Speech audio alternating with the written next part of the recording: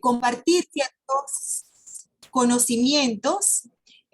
Tenemos un público bastante bueno, 41 personas. Esta actividad la voy a estar coordinando mi persona, Mercedes Santomauro, presidenta del capítulo Guayana, en conjunto con mi compañera, la doctora Marlene Roa, quien es tesorera del capítulo Guayana.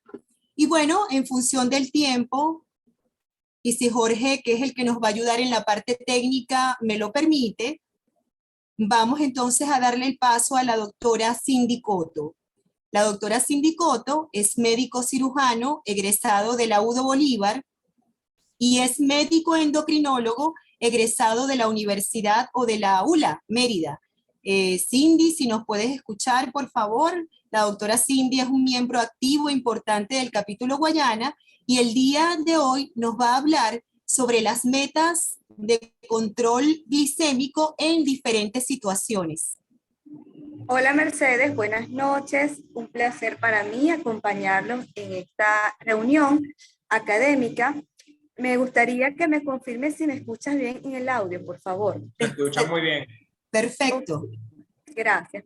Bueno, sí, hoy vamos a conversar un poco sobre diabetes mellitus y la conferencia se titula Metas de control glucémico en diferentes situaciones. ¿Me podrías, porfa, compartir la presentación, Jorge, para seguir la secuencia en las diapositivas, por favor?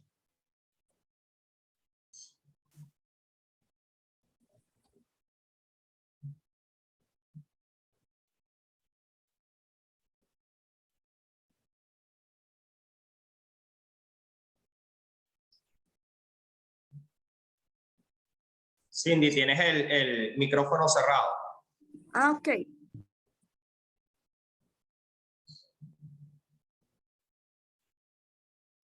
Vamos a ver si Jorge, que es el que nos está ayudando con la parte técnica.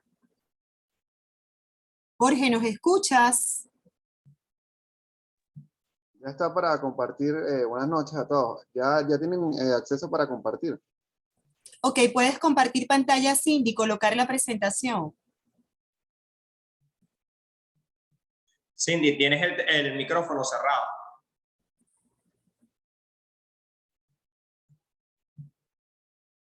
El micrófono. Ahora sí, ahora sí. ¿Podrías compartirnos la presentación para ir haciéndolo paralelamente que pasen las diapositivas? Ok. Gracias.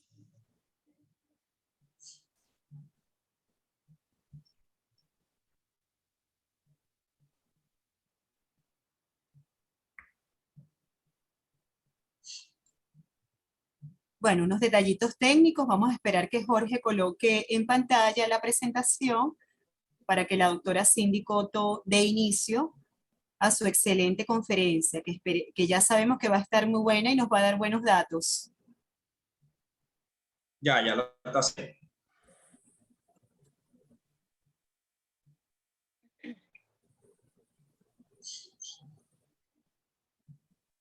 Jorge, creo que estás compartiendo la que tiene audio. ¿Podrías colocar la que no tiene audio? O omitir el audio de esta presentación.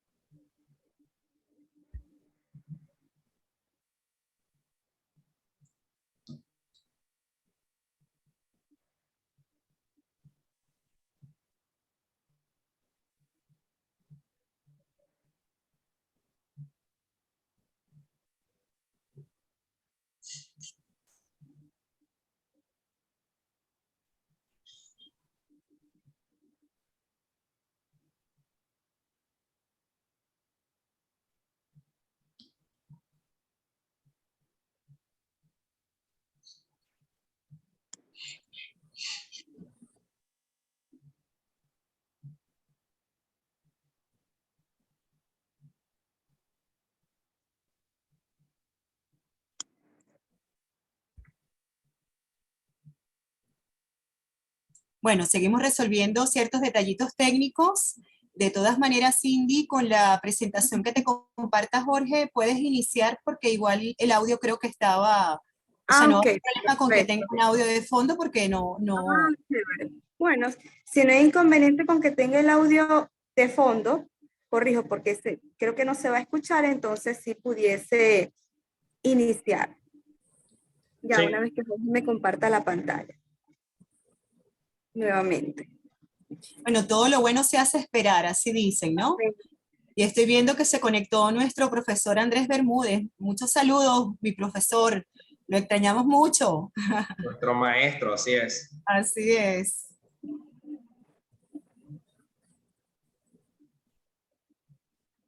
Silénciale el audio al doctor Bermúdez porque no pregunta mucho.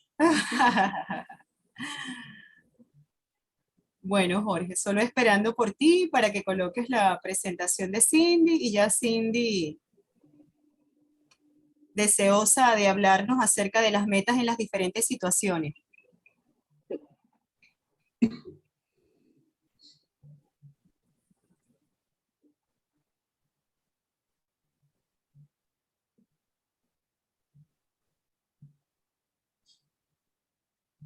Ya está corriendo.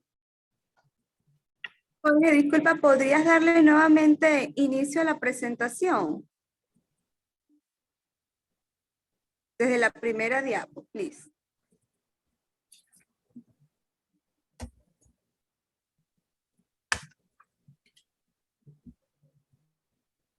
Bueno, nuevamente agradecida con todos los que nos acompañan esta noche. Mi nombre es Cindy Coto, soy médico endocrinólogo, egresado de la Universidad de los Andes, y el día de hoy vamos a hablar acerca de las metas de control glucémico en las diferentes situaciones.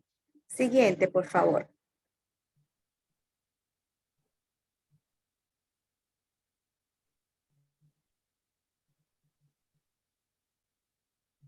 Siguiente, Jorge, porfa.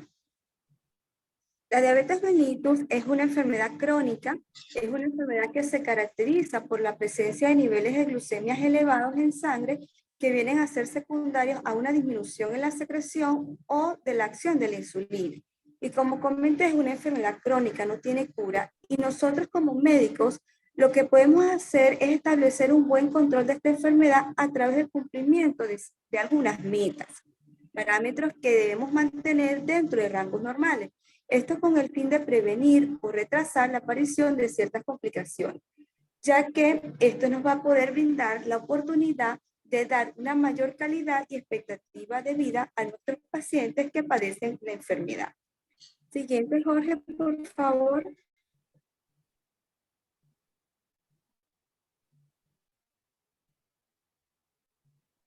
¿Cómo establecemos o cómo sabemos cuáles son estas metas de control glucémico? Bueno, básicamente, anterior, porfa, Jorge.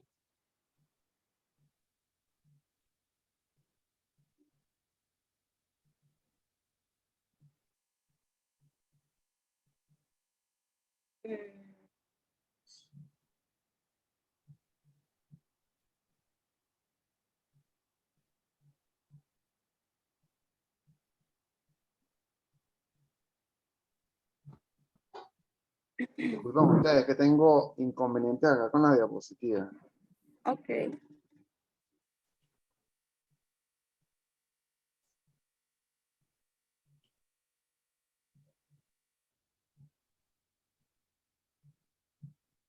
Es esto, doctora, disculpe. Sí, por favor. Entonces, para establecer las metas de control glucémico en nuestros pacientes con diabetes, debemos hacer ciertas mediciones de algunos parámetros. El primero de ellos es la hemoglobina glicosilada o hemoglobina A1C, que nos va a permitir saber cómo ha estado la glicemia en los últimos 3 meses. Es un valor que no solamente me permite saber que el paciente ha logrado, sino que también ha mantenido un buen control glucémico y tiene un alto valor predictivo sobre complicaciones secundarias a esta enfermedad. Sin embargo, la hemoglobina glicosilada no nos ofrece datos acerca de lo que es la variabilidad glucémica o tampoco nos permite detectar cuando nuestros pacientes tienen episodios de hipoglucemia. Y también puede estar sujeta a cambios, diferentes situaciones donde ha habido recambio en los eritrocitos, como en las mujeres embarazadas, en pacientes que reciben fármacos como la eritropoyetina o pacientes que cursan con anemias hemolíticas. Es por ello que el control glucémico de nuestros pacientes se puede realizar a través de la medición de la hemoglobina glicosilada juntamente con el monitoreo de glucosa en sangre, que sería la medición de las glucemias capilares, incluso séricas, en ayunas, preprandiales y en horas sueño. Juntamente podemos hacer el control glucémico a través de los dispositivos de tecnología en diabetes mediante el monitoreo continuo de glucosa. Entonces, podemos hacer en las metas o establecer cuando un paciente está en buen control glucémico a través de las medidas de estos parámetros. Siguiente, Jorge, por favor. Cuando establecemos o cuando queremos establecer el control glucémico, el monitoreo del control glucémico de nuestros pacientes a través del uso de los dispositivos de tecnología en diabetes, debemos entonces tener en cuenta ciertos aspectos. El número de días que debe estar activo el dispositivo debe ser de 14 días y recolectar al menos el 70% de los datos registrados en estos dispositivos en los últimos 14 días. Estos dispositivos nos van a permitir establecer unas glicemias medias, establecer lo que es el indicador de gestión de glucosa, evaluar la variabilidad glucémica en porcentaje, que lo ideal sería menor o igual al 36%. Y en cuanto al porcentaje de lecturas y el tiempo en el que el paciente se permanece en ciertos valores de glicemia o en ciertos rangos, nos va a permitir saber si nuestro paciente permanece en un tiempo en rango que sería aproximadamente el de 70 a 180 miligramos de glicemia, que sería como lo ideal, o cuando el paciente hace la hipoglicemia, que sería el tiempo por debajo del rango, y clasificamos hipoglicemia a nivel 1, cuando oscila el porcentaje de lectura y el tiempo entre 54 y 69 miligramos por decilitro, y nivel 2, cuando esto suele ser menos de 54 miligramos por decilitro, y el tiempo por encima del rango, que es cuando el paciente nos hace hipoglicemia, hiperglucemia, que sería hiperglucemia nivel 1, cuando este porcentaje de lectura y el tiempo oscilan entre 181 a 250 miligramos por decilitro, y nivel 2 cuando suele ser mayor a 250 miligramos por decilitro. Siguiente, Jorge, por favor.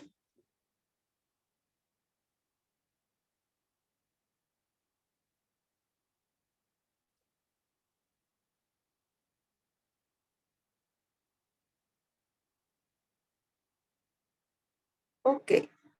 Una vez conocidos ya estos parámetros, es importante ya enfocarnos en las diferentes situaciones. Entonces, cuando hablamos de adultos y mujeres embarazadas, no embarazadas, corrijo, en edad reproductiva, la Asociación Americana de Diabetes nos recomienda que debemos realizar el control glucémico a través de la medida de la hemoglobina glicosilada combinado con otro parámetro que puede ser el monitoreo continuo de glucosa si el paciente tiene acceso a tecnología en diabetes o a través del monitoreo de glucosa en sangre.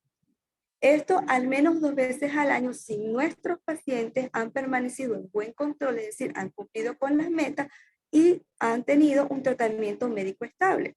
Ahora, para aquel paciente que no ha logrado el buen control o que se le ha realizado ajustes en el tratamiento últimamente, se recomienda que sea al menos cada 4 meses, es decir, trimestralmente, según lo requiera. Siguiente, Jorge, por favor.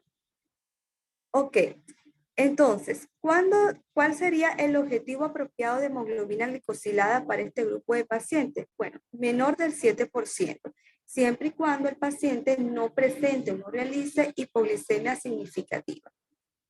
En el caso de que se utilice los dispositivos de tecnología en diabetes, tenemos entonces como metas que el promedio del tiempo en que el paciente permanezca en rango sea mayor al 70%, y si el paciente va a realiza hipoglicemias en nivel 1, entonces que sea menor del 4%, y para hipoglicemias en nivel 2 menor del 1%. Para aquellos pacientes que tengan mayor riesgo de presentar hipoglicemias, entonces el tiempo en rango se recomienda que sea mayor del 50% y para la hipoglicemia o por debajo del rango menor del 1%. Siguiente, Jorge, por favor. Ahora, podemos establecer unas metas un poquito más estrictas, aceptables, siempre y cuando esto sea en beneficio del paciente y que éste no presente hipoglicemias u otros efectos adversos al tratamiento. ¿Ok? Entonces, como resumen, vamos a tener que las metas de buen control glucémico para adultos y mujeres no embarazadas en edad reproductiva sería una hemoglobina glicosilada menor del 7%, glicemias en ayunas o preprandiales, ya sean capilares o séricas, que oscilen entre 80 a 130 miligramos por decilitro, y las glicemias pico postprandial 1 o 2 horas, ya sean capilares o plasmáticas, menor de 180 miligramos por decilitro. Siguiente, Jorge, por favor. Esta imagen que tenemos acá me pareció interesante, justamente para establecernos esos objetivos de hemoglobina glicosilada cuando somos más o menos.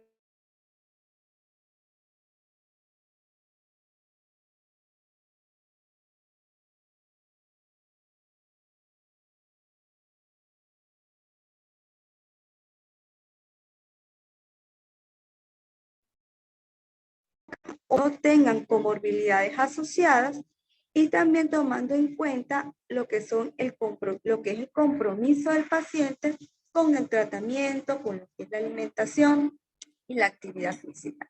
Ahora, yo puedo hacer menos estricta, es decir, tener objetivos de hemoglobina glicosilada un poquito mayores del 7% en aquellos pacientes que tengan menor expectativa de vida, que tengan comorbilidades asociadas, que digamos sean menos comprometidos con la terapia, que tengan mayor predisposición a la hipoglicemia.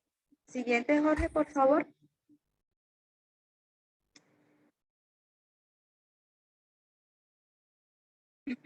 Entonces, como lo comenté en la diapositiva anterior, yo puedo ser un poco más flexible, menos estricta y establecerme como objetivos de niveles de hemoglobina glicosilada menor al 8% en aquellos pacientes que tengan una expectativa de vida menor, aquellos pacientes que tengan mayor predisposición a la hipoglicemia. Entonces, en estos pacientes voy a ser menos intenso, o sea, voy a aplicar lo que es la desintensificación en el esquema de tratamiento. Cuando entonces, ¿qué me dice esta recomendación? Que yo debo siempre evaluar los objetivos glicémicos en función de mis pacientes en las siguientes evaluaciones o consultas sucesivas. Siguiente, Jorge, por favor.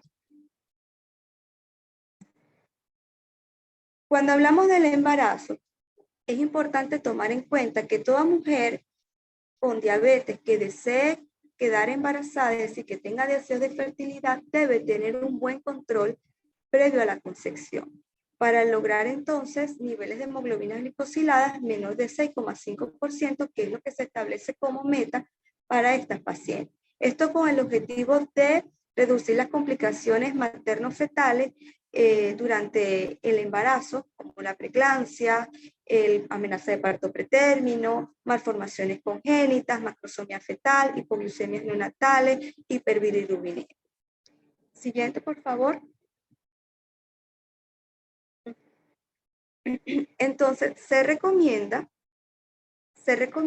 como objetivo de hemoglobina glicosilada menor de 6%.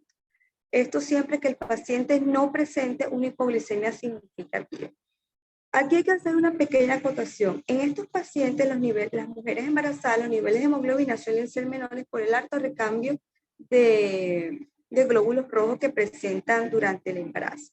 Entonces, hay que tomar en cuenta este aspecto y podemos incluso reducir la severidad o digamos la intensidad del control a valores de hemoglobina glicosiladas menor al 7% con el objetivo de prevenir las hipoglicemias.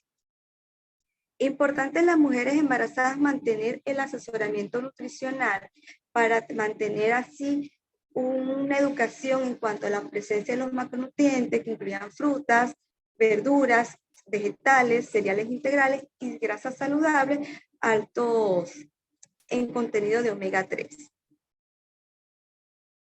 Siguiente, Jorge, por favor. Ok, en el caso de los niños y los adolescentes, se establecen valores objetivos o metas de hemoglobina glicosilada menor al 7%, tanto para niños como adolescentes, teniendo en cuenta aquellos pacientes que puedan hacer hipoglicemia o que tengan mayor tendencia a la hipoglicemia. En el grupo de pacientes que no puedan expresar los niveles de hipoglicemia, que realicen hipoglicemia inconsciente, que no tengan acceso a los análogos de insulina, que no puedan hacer el monitoreo de glucosa en sangre, y que no, aquellos que tampoco tengan acceso a tecnología en diabetes, puedan tener unos objetivos un poco más flexibles, con niveles de hemoglobina glicosilada menor al 7,5%. Siguiente, Jorge, por favor. Aquellos pacientes que realicen hipoglicemias más graves, por ejemplo, con manifestaciones neurológicas, que tengan una esperanza de vida reducida, que el riesgo de su tratamiento sea mayor que el beneficio, puede ser aún más flexible, y estableciéndome entonces como objetivo de hemoglobina glicosilada menor del 8%.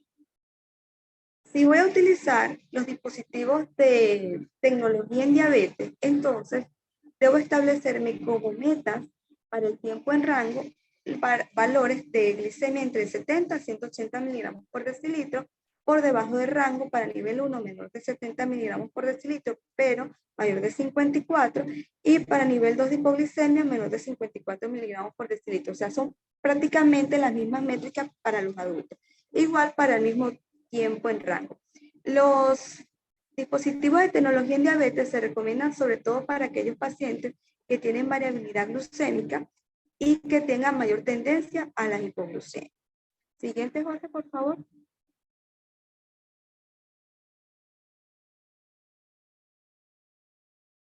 En el caso de los adultos mayores,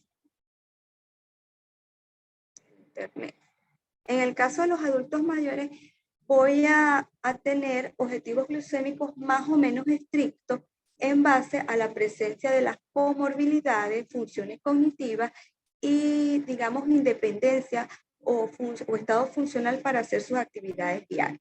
En el caso de aquellos adultos mayores que tengan pocas comorbilidades, pero que su función cognitiva y su estado funcional para sus actividades diarias estén intactos, el valor de hemoglobina glicosilada meta debería ser menor de 7,5, incluso menor de 7%. Sin embargo, para aquellos que presenten múltiples comorbilidades, deterioro cognitivo, dependencia funcional, es decir, aquellos pacientes que tienen una menor expectativa de vida, los niveles de hemoglobina glicosilada deben ser menores al 8%. Haciendo hincapié en aquellos pacientes adultos mayores cuyos... Jorge, disculpa, la anterior.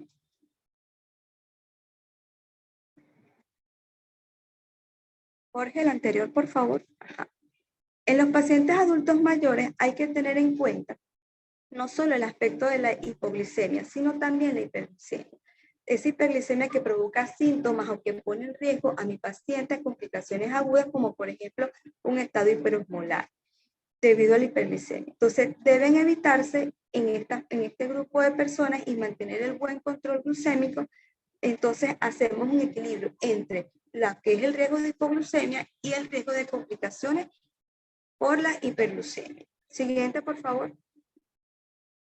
Esta tabla nos hace referencia al buen control glucémico, a las buenas metas, pero tomando en cuenta el estado de salud del paciente, era lo que comentaba en la diapositiva anterior. Para aquellos pacientes aparentemente saludables que tengan muy pocas comorbilidades asociadas, que tengan su cognición y estado funcional intacto, el objetivo de hemoglobina glicosilada, como comenté, puede ser menor de 7,5, incluso menos de 7%. Con metas de nivel de glicemias en ayunas o preprandiales entre 80 a 130 miligramos por decilitro y horas sueño entre 80 a 180.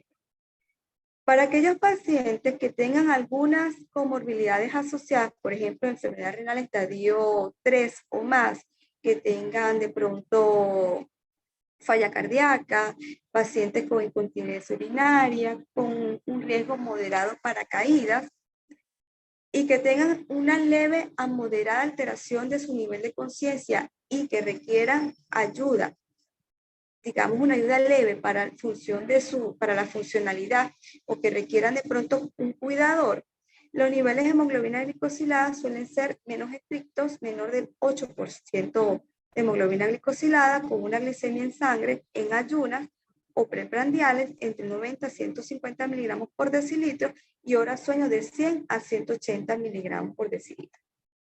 Para aquellos pacientes poco saludables que tengan muchas comorbilidades o que estén, digamos, en etapas finales de su vida, o que estén de pronto en una enfermedad renal crónica terminal, o que digamos que estén muy complicados, que requieran gran ayuda o para sus actividades diarias, y digamos que dependan casi completamente de un cuidador, en estos pacientes vamos a establecer metas de glicemia en ayunas o preprandiales de 100 a 180 miligramos por decilitro y ahora soy de 110, incluso 200. En estos pacientes generalmente no tomamos en cuenta los valores de hemoglobina glicosilada porque son pacientes que tienen una mayor alteración del recambio de eritrocitos, son pacientes que generalmente requieren eritropoyetina como parte de su tratamiento para las complicaciones crónicas. ¿Ok? Siguiente, Jorge, por favor. Justamente era lo que estaba comentando. En estos pacientes hay un aumento en la renovación de los glóbulos rojos, ya sea porque estén bajo hemodiálisis, porque tengan pérdida sanguínea, o porque reciban transfusiones de sangre de manera reciente, o porque tengan terapia con eritropoyetina. Entonces, en ellos no vamos a tomar como tal en cuenta lo que es la hemoglobina glicosilada. Para los adultos hospitalizados, se recomienda que aquellos que tengan valores de glicemia mayor o igual a 180 miligramos por decilitro, cotejado en al menos 2 oportunidades, debe indicarse la terapia con insulina, estableciéndose como metas de control glucémico para estos pacientes valores entre 140 a 180 miligramos por decilitro, tanto para pacientes críticos y no críticamente enfermos. Siguiente, Jorge, por favor.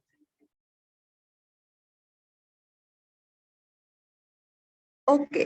Los objetivos de glicemia pueden ser un poco más estrictos en algunas ocasiones para pacientes seleccionados, como aquellos pacientes que estén en un postoperatorio y estén críticamente enfermos, o para aquellos con cirugía cardíaca. Para estos pacientes vamos a establecer metas entre 110 a 140 miligramos por decilitro. Y para pacientes que no estén críticamente enfermos, entre 100 a 180 miligramos por decilitro. Siguiente, Jorge. Jorge, hay una diapositiva que creo que no pasamos, o tal vez no me percaté, de diabetes durante el embarazo, donde establecemos los valores metas para las mujeres embarazadas con diabetes preexistente y no preexistente en ayunas a la hora y a las 2 horas. ¿Pudieses tratar de ubicarme esa diapositiva, por favor? Ok, creo que es la siguiente a esa. Ajá, esta. Entonces, para mujeres con, disculpen, para mujeres con diabetes durante el embarazo, ya sea que tengan una diabetes preexistente o que hayan desarrollado diabetes durante la gestación, se establece como niveles óptimos de glicemia en ayunas entre 70 a 95 miligramos por decilitro, a la hora postprandial entre 110 a 140 y a las 2 horas postprandial entre 100 a 120 miligramos por decilitro, haciendo hincapié que aquellas mujeres con diabetes mellitus preexistente pudiesen requerir incluso controles de glicemia posteriores a las comidas. Ahora sí, Jorge, creo que he culminado con mi presentación.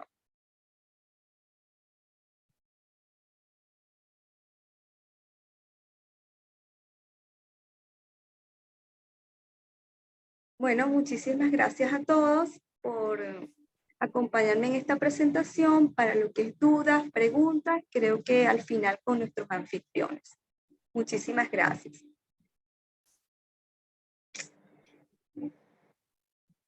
Muchas gracias, Cindy. No sé si todos me escuchan. Marcos, ¿me escucha? Te escuchamos, Marlene, perfecto. Ellos. Chévere. Muchas gracias a la audiencia que está participando. Tenemos 70 participantes. Gracias de presentar la siguiente ponencia, que está en Lima. ¿Me escuchan? Marco Lima es médico cirujano. Marlene, se escucha con cierta interferencia. Egresado de la Universidad de los Andes, estancia por lípidos en la Fundación Jiménez. Marlene, ¿me escuchas? Ok, si la doctora Marlene tiene algún problema, pues voy a... Déjame ver si así escuchamos. ¿Me escuchas tú, Mercedes?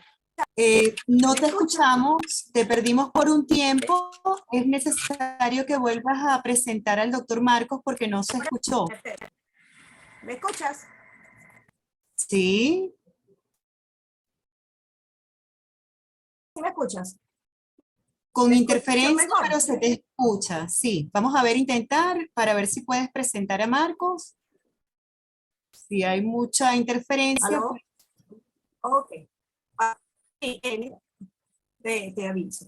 No sé si me escuchan. Quería presentar a un gran amigo y colega que es el doctor Marcos Lima. Marcos Lima es médico cirujano egresado de la Universidad de Oriente. Es médico endocrinólogo egresado de la Universidad de los Andes. Estancia formativa en lípidos en la Fundación Jiménez de Madrid, España. Miembro titular de la Sociedad Venezolana de Capítulo Guayana. Editor asociado a la Revista Venezolana de Endocrinología, quien nos va a hablar de un tema sumamente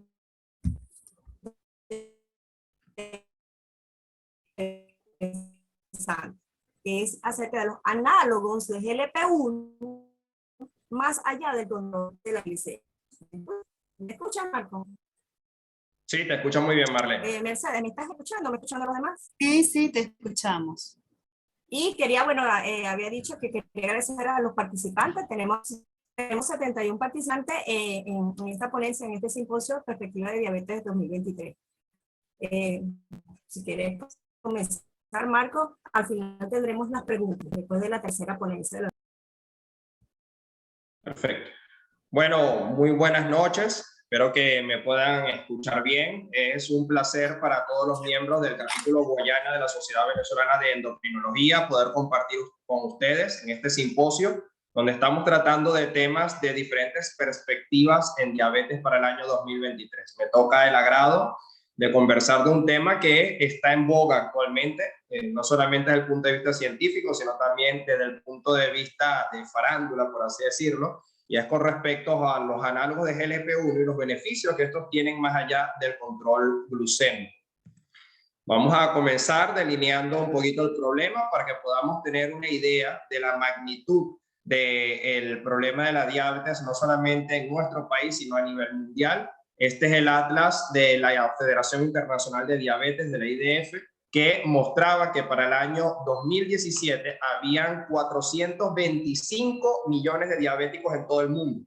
De esos 425 millones de diabéticos, aproximadamente 26 millones se estimaba que había para la región de Centro y Sudamérica, o región SACA, como también le dice la IDF. Y se prevé un incremento del 62%, de manera tal que para el año 2045 se estima que habrán 42 millones de diabéticos en esta parte del mundo. Este artículo lo publicamos en el año 2015 en la revista Annals of Global Health y hacemos una radiografía de la situación y del manejo de la diabetes en nuestro país, en Venezuela. Y a pesar de que nuestro país es un país donde no hay buen manejo de las estadísticas en salud, recordemos que el boletín epidemiológico semanal no se publica desde el año 2017, podemos observar de manera objetiva que ha habido un incremento en la tasa de morbimortalidad asociada a diabetes al menos en los últimos 30 años. Esto en parte debido a que la diabetes se acompaña de un conjunto de complicaciones microvasculares y macrovasculares que son las que al fin y al cabo afectan la calidad de vida de los pacientes y por supuesto producen discapacidad y llevan finalmente a la muerte. Dentro de las complicaciones de la diabetes, es importante destacar que el 65% de los pacientes diabéticos mueren por causas cardiovasculares. Es decir, el hecho de tener diabetes para muchos es considerado un equivalente a riesgo coronario porque aumenta el riesgo de tener una enfermedad arterial coronaria de 2 a 4 veces con respecto a la población general y aumenta el riesgo de enfermedad cerebrovascular en la misma proporción y el riesgo de insuficiencia cardíaca congestiva hasta 5 veces, lo cual nos dice indudablemente que diabetes y enfermedad cardiovascular es sin duda un binomio que va prácticamente de la mano.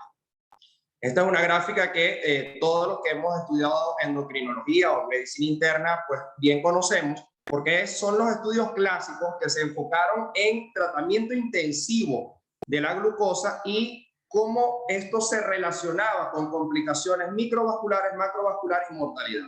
Y ya los estudios de tratamiento intensivo de la glucosa nos habían demostrado que tratar intensivamente la glucosa es eficiente para reducir la tasa de complicaciones microvasculares, es decir, nefropatía, retinopatía, indudablemente mejora cuando se maneja de forma intensiva la glucosa. Pero estos estudios, tanto el ACORD, el ADVANCE y el estudio de veteranos, demostró que cuando usted trata intensivamente la glucosa, no necesariamente esto va a impactar en incidencia de enfermedad macrovascular y tampoco va a impactar positivamente en puntos finales cardiovasculares, es decir, en mortalidad por causas cardiovasculares. Entonces, algo que decía mi maestro, el doctor Bermúdez, en el posgrado, es que nosotros los endocrinólogos hemos venido arrastrando una carga muy pesada y es el enfoque de la diabetes específicamente o exclusivamente basado en glucosa. Realmente la diabetes es una enfermedad multifactorial y son múltiples los factores que confluyen en un paciente diabético y que más allá del control de la glucosa, nosotros debemos elegir medicamentos que ofrezcan beneficios adicionales. ¿Por qué decimos que la diabetes es una enfermedad multifactorial? Tal vez los principales conocimientos de diabetes como enfermedad multifactorial han emergido en los últimos 15 años. Y ya el doctor Ralph DeFronzo, en su lectura de la Asociación Americana de Diabetes del año 2009, nos iluminaba con respecto a la multifactorialidad de la hiperglucemia en el paciente diabético tipo 2 con el famoso octeto ominoso de DeFronzo. ¿Qué nos decía DeFronzo en su Banting Lecture de ese momento? Nos decía que la diabetes, la hiperglucemia, estaba asociada en primer lugar a disfunción de la célula beta pancreática, es decir, una célula beta pancreática donde hay una disminución de la función y una disminución de la masa de células beta pancreáticas. Hay un aumento en la reabsorción renal de glucosa, lo cual produjo, por supuesto, el advenimiento de los fármacos inhibidores del cotransportador sodio glucosa tipo 2, una disfunción del tejido adiposo, principalmente adipocito visceral, una disminución en la captación periférica de glucosa con mayor producción hepática de glucosa, que es lo que conocemos como resistencia a la insulina, una disfunción de neurotransmisores a nivel central y también muy importante el aumento de la producción de glucagón a nivel de las células alfa de los islotes. Esto en conjunto con la disfunción del sistema incretina es lo que confluye, lo que configura la fisiopatología de la diabetes mellitus tipo 2. Con respecto a la disfunción del sistema incretínico, nosotros vinimos a conocer gran parte de lo que sabemos hoy en día de incretina gracias a este doctor, el doctor Michael Nauk. El doctor Michael Nauk en el año 86 realizó este experimento emblemático donde pudo demostrar que cuando la glucosa se administraba por la vía oral, producía un aumento de insulina medida indirectamente por péptido C mucho mayor que cuando la glucosa se administraba por vía intravenosa. Es de esa manera como se pudo teorizar de que había posiblemente una serie de hormonas que se producían en el tracto gastrointestinal después que nosotros ingerimos alimentos y estos son absorbidos, y esas hormonas resultaron ser el péptido insulinotrópico dependiente de glucosa y el péptido similar al glucagón tipo 1, GLP-1. Estas hormonas tendrían como blanco básicamente el páncreas, actuando por un lado en la célula beta pancreática estimulando la secreción de insulina y por otro lado actuando a nivel de la célula alfa inhibiendo la secreción de glucagón. Este sistema de las incretinas es regulado por una enzima llamada dipeptidilpeptidasa 4, DPP4, que se encuentra en la pared de los capilares de los vasos sanguíneos, pero que también se encuentra en forma soluble a nivel de la circulación. Esta DPP4 básicamente lo que hace es que produce un clivaje de los dos aminoácidos o residuos aminoterminales del GLP-1, produciendo GLP-1 inactivo y con lo cual logra básicamente regular el nivel de GLP-1 y la vida media del GLP-1 en plasma, con lo cual es un regulador de este sistema incretínico. Ahora bien, esto trajo como consecuencia el advenimiento de fármacos que están dirigidos específicamente al sistema de las incretinas, ya sea actuando con agonistas del receptor de GLP-1, que los denominamos también análogos de GLP-1, sobre los cuales nos vamos a referir, o a través de fármacos inhibidores de la enzima DPP-4, que básicamente al inhibir esta enzima aumenta la vida media del GLP-1 con la finalidad de estimular secreción de insulina e inhibir secreción de glucagón. ¿Okay? Básicamente lo que veíamos en el video anterior. Ahora bien, ¿cuál ha sido la evolución de los análogos de GLP-1? La evolución de los análogos de GLP-1 ha sido la mayor en los últimos 15 años en el campo de la diabetología. Nosotros pasamos básicamente en el año 2006 de la salida del monstruo de Gila a la aprobación del primer análogo de GLP-1 de administración diaria, que es el exenatide, también conocido como Byetta. Posteriormente, en el año 2012, aparece el primer análogo de GLP-1 de administración semanal, que es el exenatide LAR.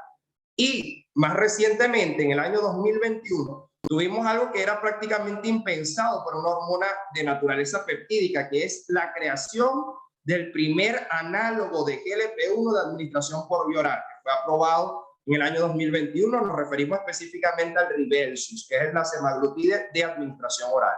Es decir, en los últimos 15 años, mis amigos, hemos pasado de la salida del monstruo de Gila a tener análogos de GLP-1 de administración subcutánea, incluso por vía subcutánea semanal, y ahora a tener análogos de GLP-1 de administración oral. Ha sido impresionante el desarrollo de estos fármacos y por eso hay un gran cúmulo de evidencia científica que los avalan, como vamos a ver dentro de poco, no solamente para el manejo de la diabetes, sino también con otros beneficios que van desde el punto de vista de la era de protección reno-cardiovascular. Aquí podemos observar en este gráfico todas las fechas de aprobación de los principales análogos de GLP-1, tanto por la FDA y por la Agencia Europea de Medicamentos. En esta diapositiva podemos observar la estructura química de los análogos de GLP-1, donde podemos evidenciar que los análogos de GLP-1 actuales cada vez se diferencian más del GLP-1 nativo que es producido por las células de nuestro intestino. Es decir, los nuevos análogos de GLP-1 tienen incorporado una cadena de ácidos grasos, muchos de ellos están unidos a la albúmina y eso básicamente le aumenta su vida media, es decir, cambia sus propiedades farmacocinéticas con la finalidad de incrementar su vida media y de producir un efecto mucho más duradero. Ahora bien, la pregunta que cabe hacerse es, ¿serán eficaces los análogos de GLP-1 para reducir la glucosa en pacientes diabéticos?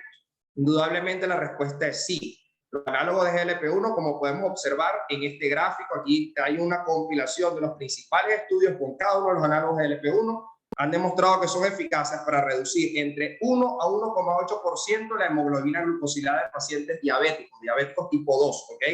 ¿De qué va a depender en gran parte? Va a depender, por supuesto, del análogo de GLP-1 y va a también depender del contexto del paciente. Recordemos que existe algo que se llama fenómeno Bloom-Garden, que es que aquellos pacientes que estén más altos, obviamente van a bajar muchísimo más.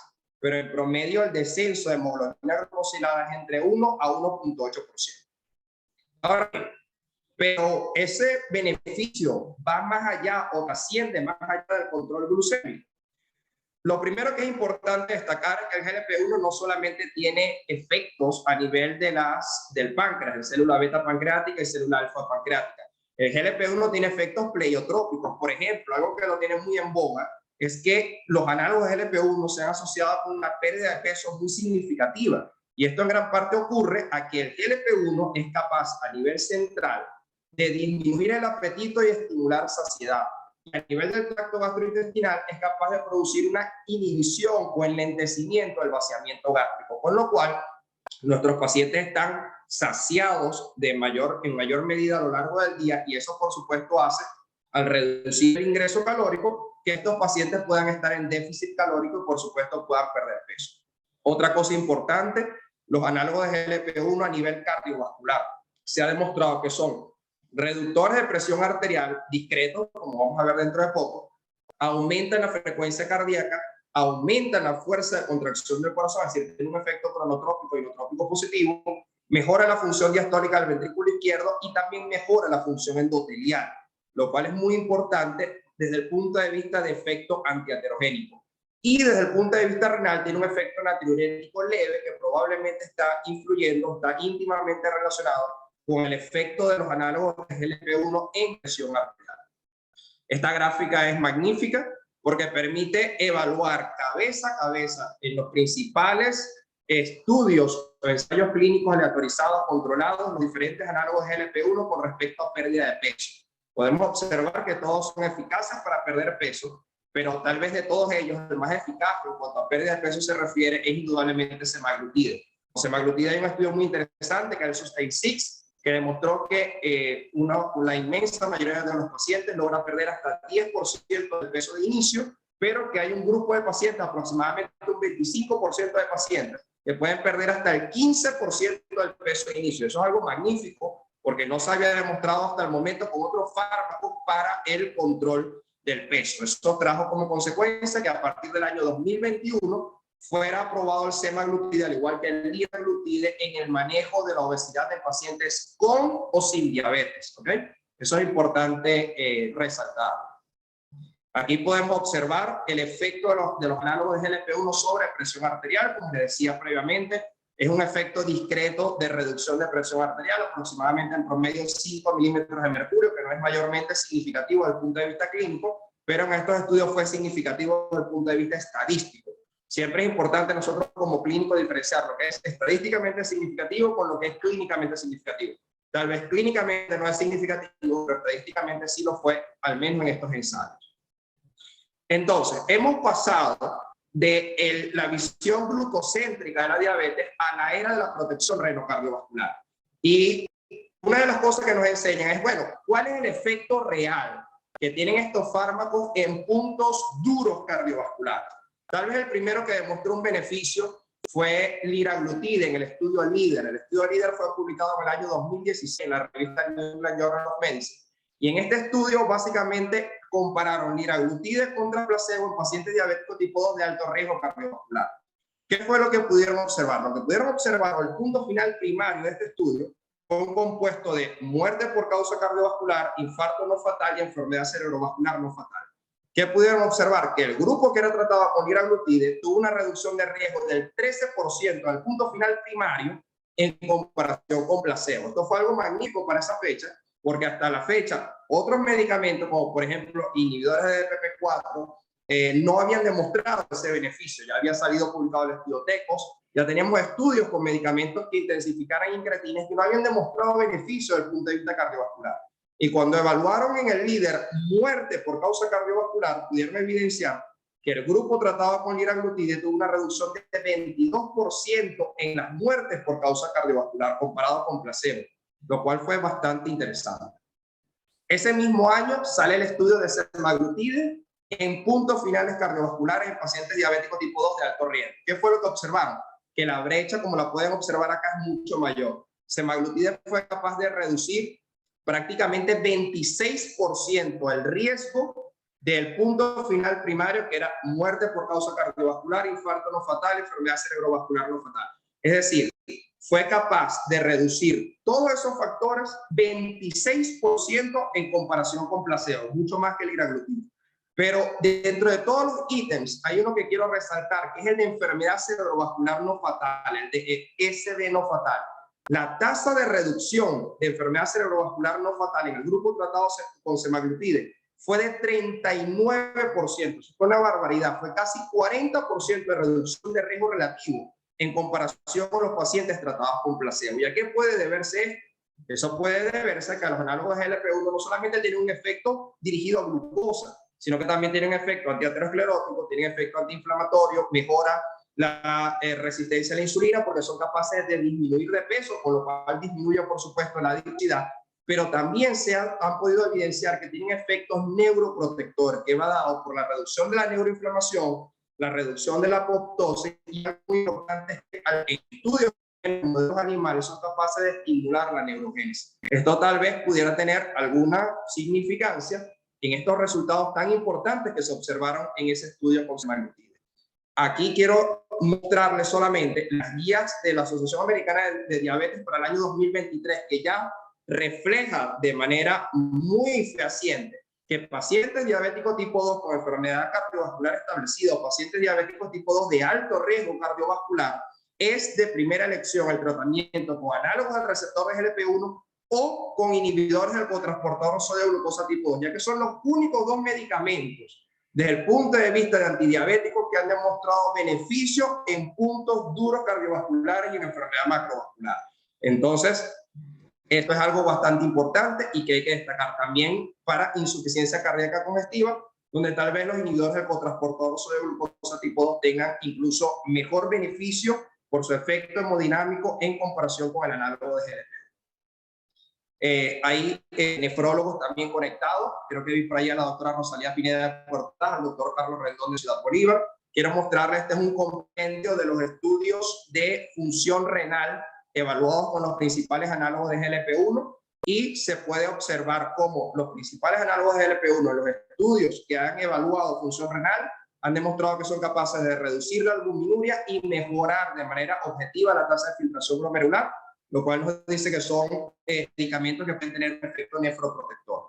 Este efecto nefroprotector puede venir dado porque mejora por lo menos, así sea discretamente, la presión arterial, mejora la glucosa, tienen efecto en la lipemia postprandial principalmente, son capaces de reducir trigliceridemia postprandial, tiene un efecto antiinflamatorio que está actualmente en veremos, reduce por supuesto el peso, con lo cual mejora la resistencia a la insulina, tiene un efecto natriurético, con lo cual reduce la retención de agua y sodio y por supuesto todo esto en conjunto ayudaría entonces a producir nefroprotección. Por consiguiente, dándole el cierre a mi conferencia, podemos concluir que los análogos de GLP-1 son medicamentos eficaces en el control metabólico de los pacientes diabéticos tipo 2, que el GLP-1 tiene efectos pleiotrópicos en diferentes tejidos que en gran parte explican los múltiples beneficios de los análogos del receptor de GLP-1, que los análogos de GLP-1 se asocian con una significativa reducción del peso corporal, pero en esto debemos ser vigilantes y celebro el comunicado de la Asociación Venezolana para el Estudio de la Obesidad y la Sociedad Venezolana de Endocrinología, haciendo hincapié en que son medicamentos que deben ser indicados única y exclusivamente por un especialista en el área y que no deben ser, por supuesto, prescritos sin indicación médica apropiada. Y los análogos de GLP-1 tienen propiedades cardioprotectoras y nefroprotectoras que los hacen tremendamente atractivos desde el punto de vista de pacientes con alto riesgo cardiovascular. Y bueno, para todas las personas que se conectan, que son de cualquier otra parte de Venezuela, les mando un gran saludo y un fuerte abrazo desde la capital histórica de Venezuela, como lo es Ciudad Bolívar, donde se gestó por parte del Libertador lo que sería pues la república naciente en ese momento y donde por supuesto los esperamos en algún momento para poder compartir y para que puedan disfrutar del calor y la hospitalidad propia de los bolivarenses. Un fuerte abrazo y que Dios los bendiga.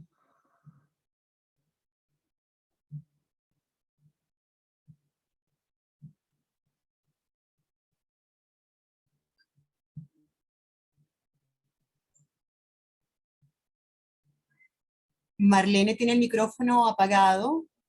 Ajá, ahora sí me escuchan. Marcos, muchísimas gracias por esa ponencia tan excelente que viste en estos momentos. Continuamos con la tercera ponencia, que está a cargo de la doctora Liliana Vera, de la Universidad de Oriente, médico endocrinólogo de la UCB, formación en ecosonografía tiroidea en el Instituto Venezolano en Caracas, ultrasonido de medicina en Caracas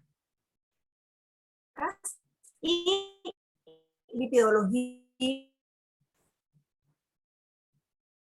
Marlene, se te escucha con mucha interferencia.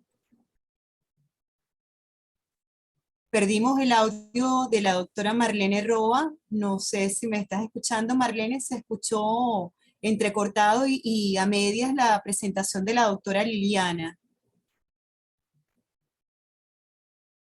Tienes el micrófono silenciado nuevamente. Ok, en función del tiempo, me voy a permitir presentar nuevamente a la doctora Liliana Vera, quien es miembro activo de nuestro capítulo, actualmente es secretaria del capítulo Guayana. La doctora Liliana Vera es médico cirujano egresada de la UDO, médico endocrinólogo egresada de la Universidad Central de Venezuela, formación en ecosonografía tiroidea, lipidología y riesgo cardiovascular en el Hospital Militar de Caracas. Bienvenida Liliana y adelante con tu conferencia. La doctora nos va a hablar acerca de tecnología en diabetes, monitoreo de glucosa en sangre y monitoreo continuo de glucosa. Adelante Liliana. Buenas noches, para mí es un placer acompañarlos el día de hoy y formar parte de este grupo tan nutrido de médicos. Y una vez más orgullosa de pertenecer a la Sociedad Venezolana de Endocrinología y de estar para ustedes acá hoy actualizándonos como debemos hacerlo continuamente. Hoy les voy a hablar de un tema muy interesante, muy apasionante, que es la tecnología en diabetes. Vamos a hablar un poco sobre el monitoreo de glucosa en sangre y el monitoreo continuo de glucosa. Mercedes, por favor, me verifica si se está viendo adecuadamente la presentación. Perfectamente, se te escucha y se ve bien. Ok, gracias. Continuamos entonces.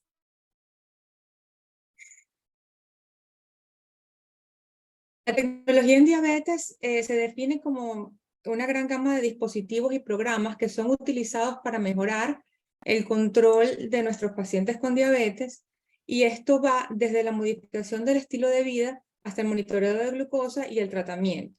Se ha dividido históricamente en dos categorías principales. Uno, la terapia con insulina, desde jeringas, lápices o bombas, y dos, la evaluación de la glucosa por medio del monitoreo de glucosa en sangre y del monitoreo continuo de glucosa.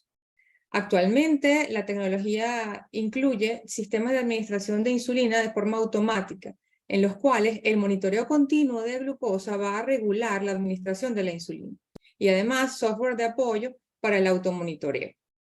Es importante destacar que la tecnología siempre debe ir acompañada de educación del paciente, de seguimiento y de apoyo, lo cual puede mejorar la calidad de vida y la salud del mismo.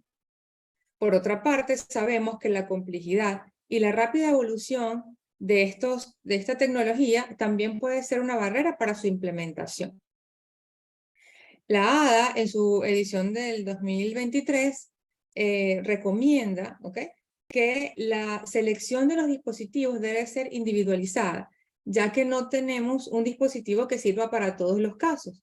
Debe estar basado en las necesidades de cada paciente, en las preferencias del mismo, en las habilidades de la persona, en la comodidad con respecto a la tecnología de esta persona, a su nivel educativo, tanto del paciente como del cuidador en caso de que sea un niño o de una persona con alguna discapacidad.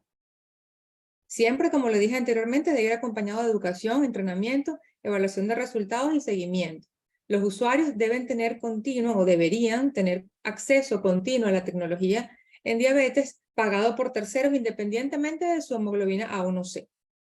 Por otro lado, los estudiantes con diabetes en los colegios deben recibir apoyo y debe haber enfermeras capacitadas en la tecnología y debe haber un plan de acción individualizado para cada paciente.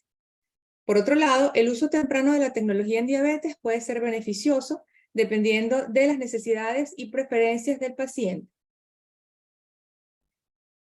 Primero vamos a hablar del monitoreo de glucosa en sangre, que es lo que todos conocemos como el glucómetro. Es algo que todos los médicos hemos tenido acceso y la mayoría de los pacientes diabéticos lo tienen, ¿verdad? La ADA recomienda que todas las personas con diabetes y además todos los usuarios del sistema de monitoreo continuo de glucosa siempre deben tener un glucómetro de forma obligatoria.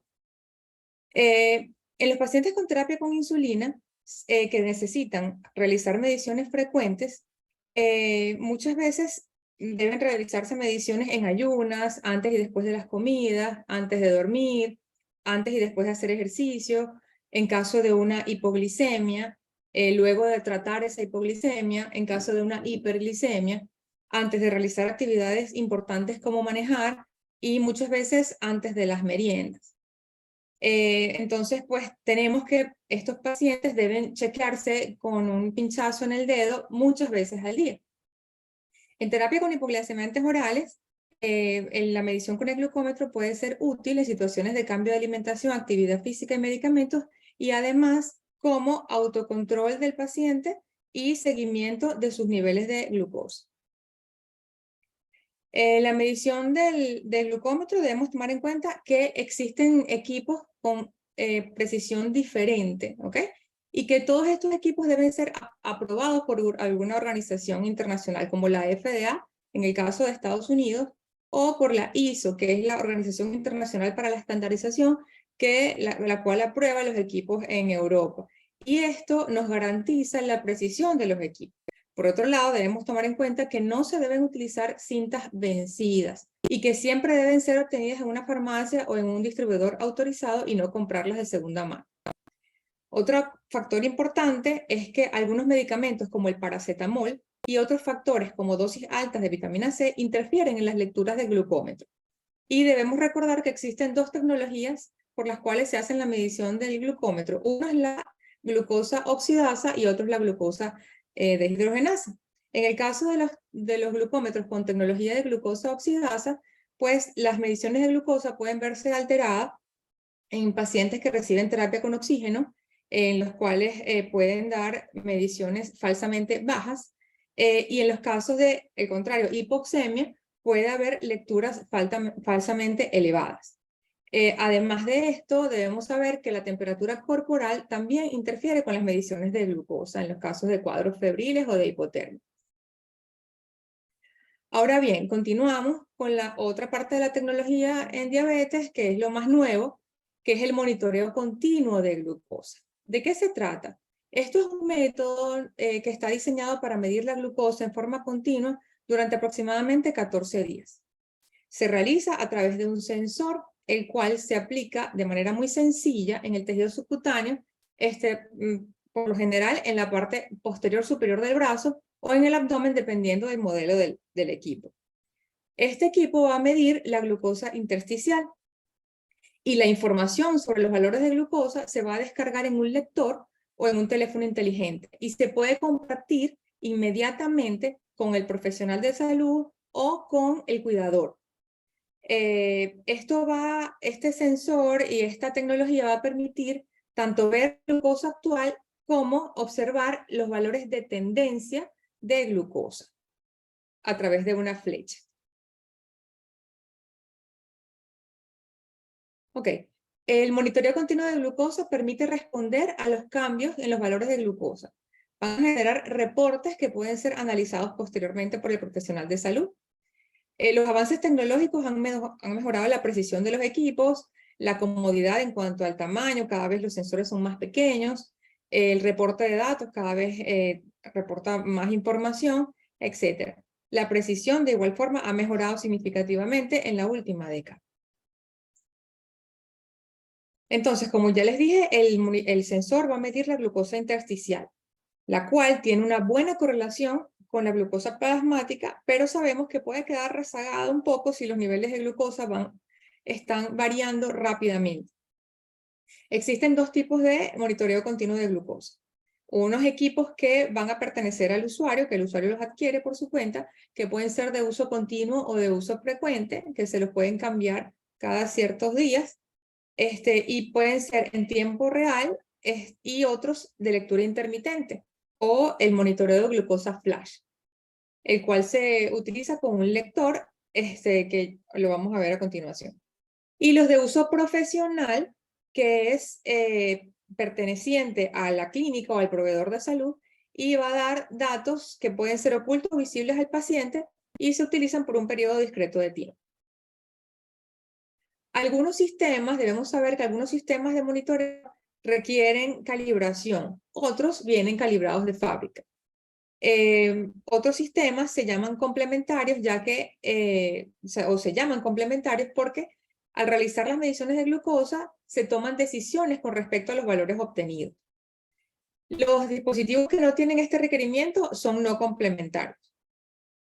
Existen algunos dispositivos como el de la marca Abbott, no existe genérico, por eso estoy hablando de la marca, que es el Freestyle Libre 2 y el Freestyle Libre 3 y el Dexcom G6, que son algunos en tiempo real y otro de escaneo intermitente, que han sido designados como dispositivos integrados, ya que se pueden integrar con otros dispositivos.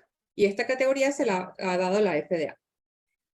Otra marca, que es la de Medtronic, Guardian 3 y el Dexcom G6, está aprobada por la FDA para su uso con sistema de suministro automatizado de insulina.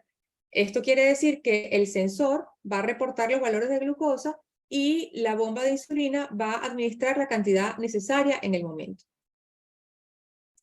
Si comparamos el glucómetro con el sensor, podemos ver acá en esta gráfica cómo un paciente se puede hacer las mediciones, como vemos en los puntos rojos, ¿verdad? Se hizo mediciones 6 veces en el día, ¿ok?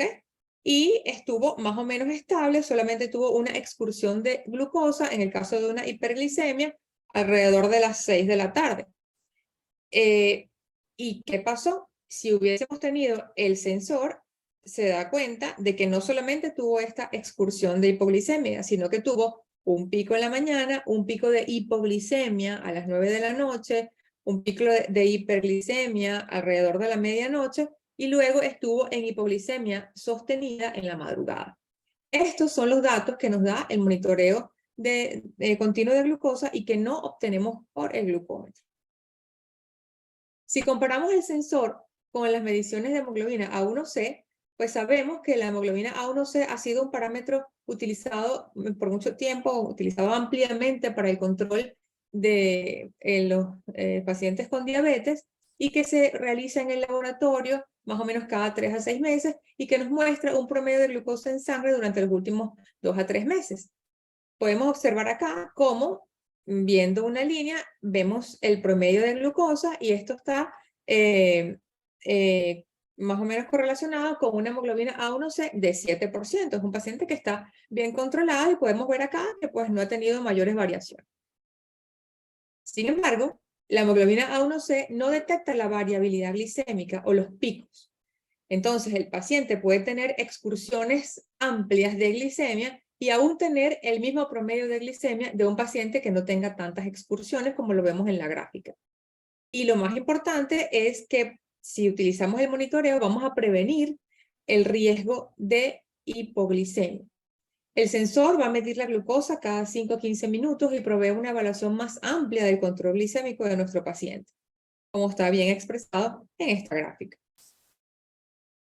Por otro lado, sabemos que la hemoglobina A1C está afectada por factores no glicémicos, como la anemia, hemoglobinopatías, deficiencia de hierro, el embarazo, la deficiencia de glucosa 6-fosfato deshidrogenasa, el tratamiento con eritropoyetina, los pacientes con enfermedad renal crónica terminal, hemorragia reciente o transfusiones recientes, son todos factores que pueden alterar una medición de A1C.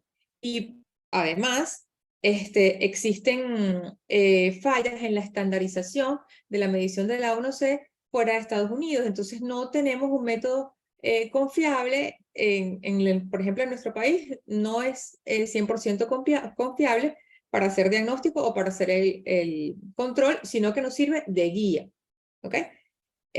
Por otro lado, los análisis pueden fallar en reflejar con exactitud los valores medios de glucosa. Ok, entonces, ¿qué recomienda la ADA, la Asociación de Endocrinólogos Clínicos, con respecto al monitoreo continuo de glucosa? Primero, que todos los adultos en tratamiento con múltiples inyecciones de insulina o con bomba de infusión que sean capaces de utilizar el dispositivo de manera segura por sí mismos o por un cuidador, son candidatos para el uso del monitoreo continuo de glucosa, sean diabéticos tipo 1 o diabéticos tipo 2. Segundo, en pacientes con régimen de insulina basal que sean capaces de utilizar el dispositivo de manera segura, también son candidatos para utilizarlo. En jóvenes con diabetes tipo 1, en pacientes con evidencia de hipoglicemia inadvertida, en pacientes que quizá en la madrugada el cuidador les hace una medición de glucosa y están en hipoglicemia y están dormidos, o pacientes que se miden la glucosa por alguna razón y tienen hipoglicemia sin síntomas. Esto es una indicación bastante fuerte para el uso del monitoreo continuo. Pacientes con riesgo de hipoglicemia como los ancianos, los atletas o los pacientes en enfermedad renal crónica. Pacientes con diabetes tipo 2 en tratamiento con hipoglicemiantes orales también se benefician del monitoreo. Pacientes con evidencia de elevada variabilidad glicémica. Personas con múltiples inyecciones de insulina deben tener acceso ininterrumpido a los dispositivos. ¿Cuáles son los beneficios del monitoreo continuo de glucosa? Tenemos que múltiples estudios aleatorizados controlados han mostrado resultados ampliamente positivos en cuanto a reducción de la hemoglobina A1C y reducción de los eventos de hipoglicemia.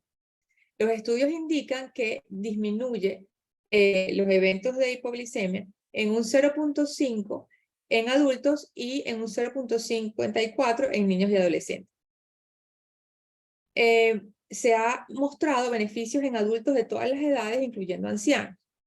En cuanto a datos con niños con diabetes tipo 1, se ha demostrado reducción de los eventos de hipoglicemia y reducción de la preocupación de los padres por las hipoglicemias de los niños y el estrés relacionado con el diagnóstico de la diabetes.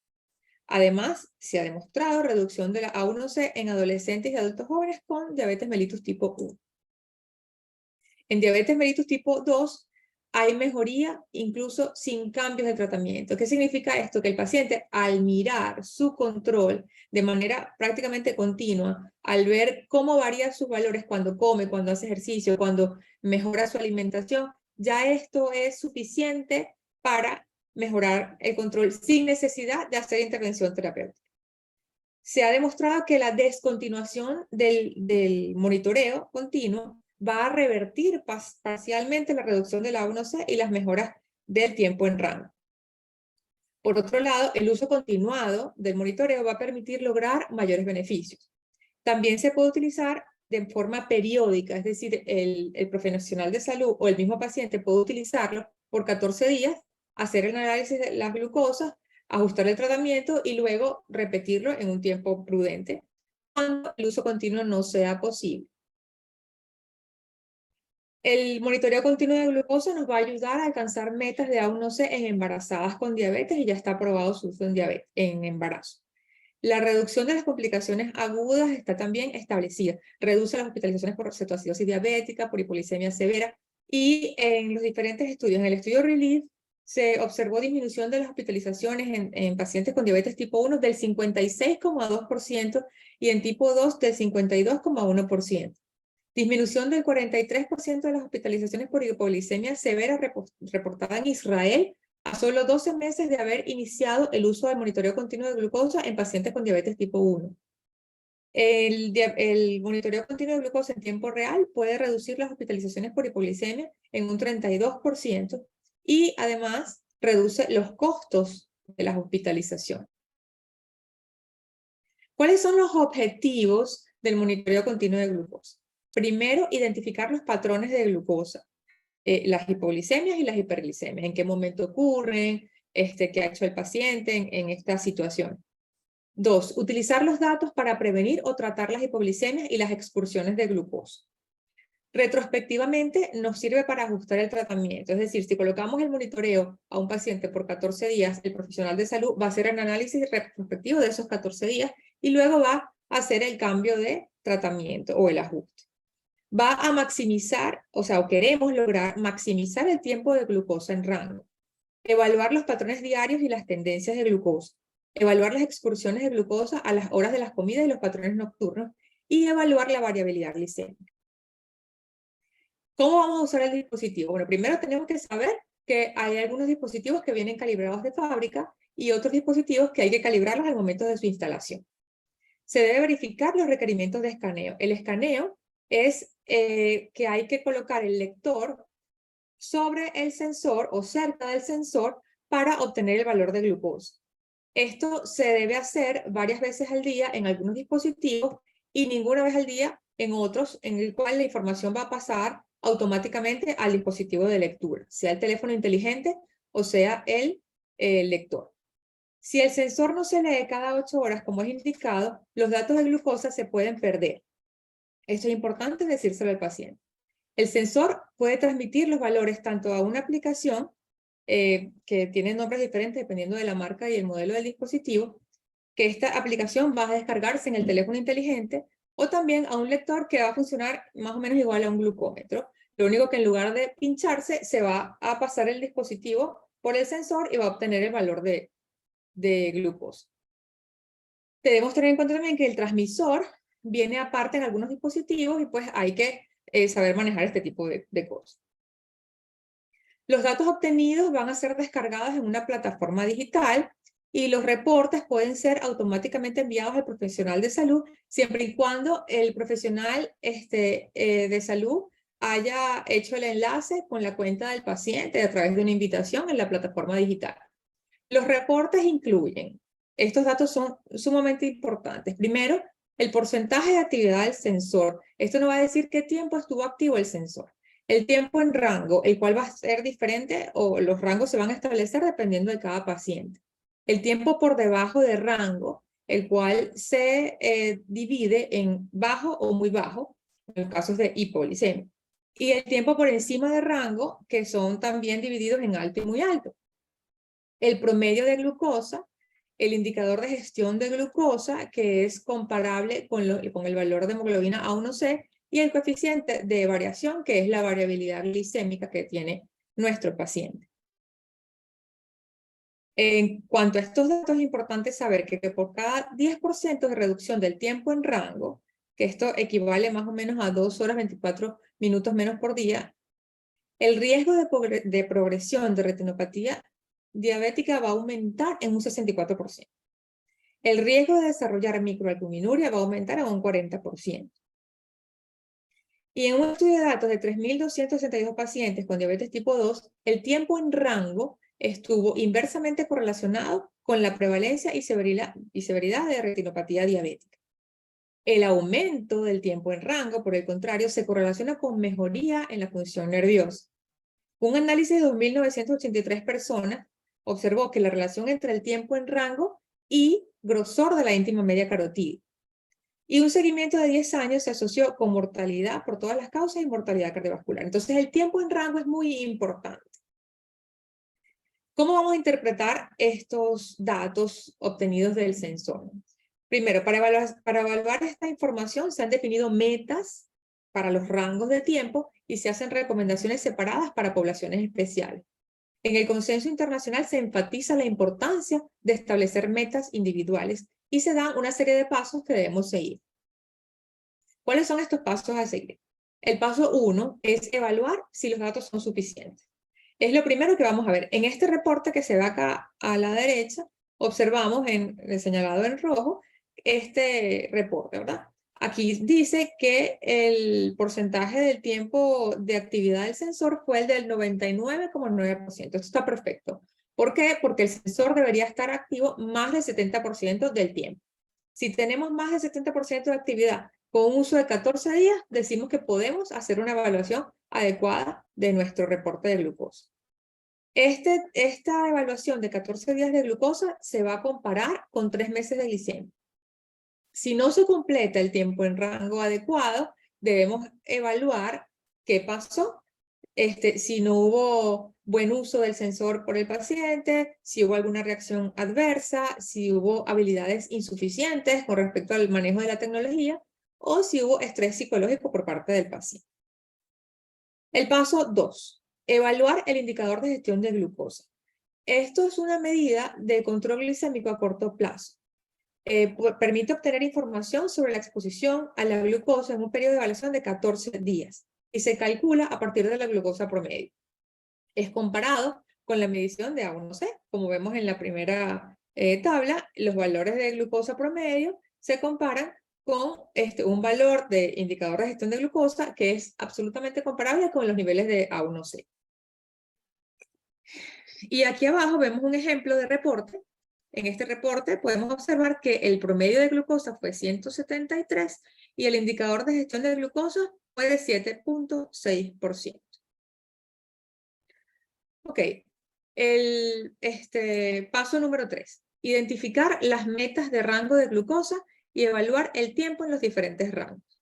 Tenemos acá que tenemos un grupo de pacientes no frágiles, pacientes con diabetes tipo 1 o tipo 2 que no tengan comorbilidades, que no sean ancianos, que estén en una edad, pues con una expectativa de vida larga. ¿Ok? Vamos a establecer los siguientes rangos. Primero, el objetivo de glucosa o la meta de glucosa se va a establecer entre 70 y 180.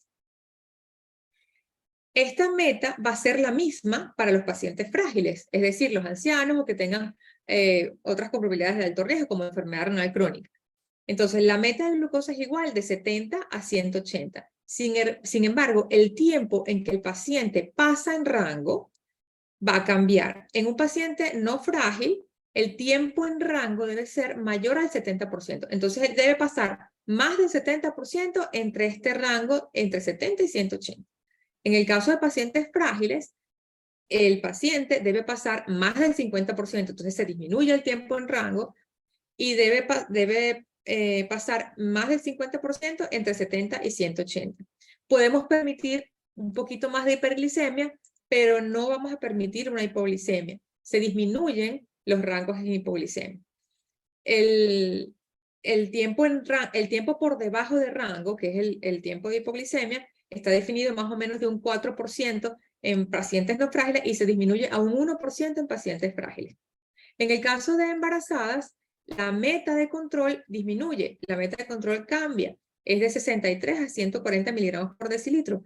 Y el tiempo en rango en el que la paciente debe mantenerse en esta meta para embarazadas con diabetes tipo 1 es igual a la de una paciente no embarazada, de mayor al 70%.